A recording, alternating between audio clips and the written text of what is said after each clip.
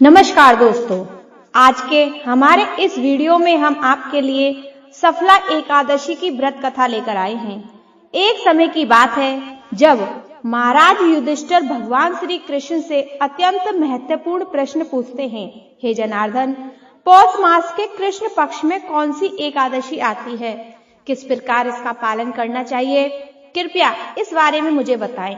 युधिष्ठिर महाराज की बात सुनकर भगवान केशव बोले, हे धर्मराज, पौष मास के कृष्ण पक्ष में आने वाली एकादशी का नाम सफला एकादशी है।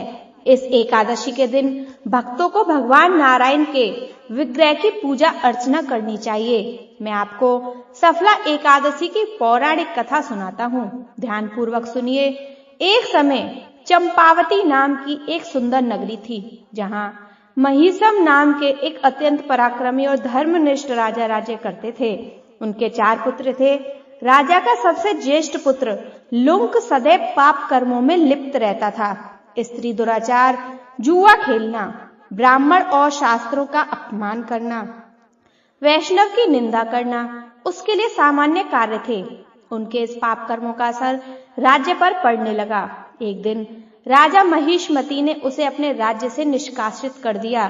लुंक राज्य के बाहर के एक जंगल में रहने लगा, लेकिन अभी भी उसकी पापन प्रवृत्ति में कोई कमी नहीं आई। वह दिन में जंगल के प्राणियों का शिकार करता और उनके मांस का भक्षण करता था, और रात्रि के समय नगर में जाकर लूटपाट करता था। अनेक बार लोगों ने उसे चोरी और लूटपाट करते पकड़ा भी था, लेकिन लुंक के पाप कर्मों का अंत नहीं हुआ। वह जंगल में एक अति प्राचीन विशाल भगवान श्री हरि के प्रिय पीपल के पेड़ के नीचे रहता था।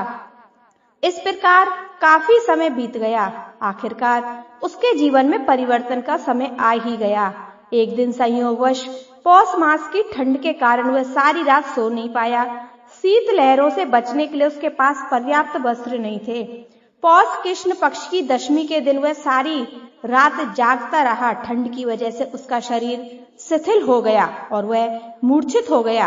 अगले दिन एकादशी के मध्याह्न के सूर्य की गर्मी पाकर उसकी मूर्छा दूर हुई। गिरता पड़ता हुआ भोजन की तलाश में निकला। पशुओं को मारने में असमर्थ था। पेड़ के नीचे गिरे हुए फल उठाकर वह वापस उसी पीपल के वृक्ष के नीचे आ गया। उस समय तक सूर्यास्त हो चुका था। इस असहाय स्थिति में अपने पूर्व जन्म के कर्मों के कारण उसने भगवान नारायण को याद किया और कहने लगा, हे प्रभु, मेरी क्या स्थिति हो गई है? अब यह फल आप ही को अर्पण है।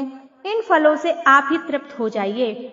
उस रात्रि की ठंड के कारण वह सारी रात जागता रहा और भगवान का स्मरण करता रहा। इस प्रकार अनजाने में उसका एकादशी के व्रत का पालन हो गया। अनजाने में की गई इस तपस्या से भगवान प्रसन्न हो गए। अगले दिन सूर्योदय होते ही एक सफेद तेजस्वी घोड़ा लुंक के पास आकर खड़ा हो गया।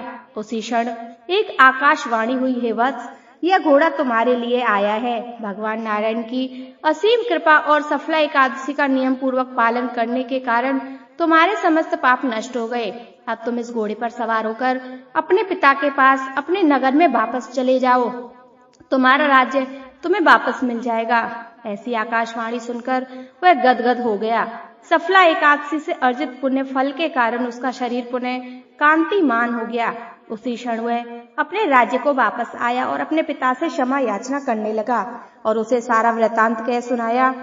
उसके पिता ने जब उसे समस्त सद्गुणों से युक्त देखा तो वह अत्यंत प्रसन्न हुआ और लुप्त को राज्य का कार्यभार संभाल कर वह वन को तपस्या करने के लिए चले गए। इस प्रकार लुंक ने अपने राजकुमार होने के सभी दायित्वों को निभाया। अपने पिता के पद चिन्हों का अनुसरण करते हुए अपने देह को त्यागने के बाद वैकुंठ लोक को प्राप्त हुआ।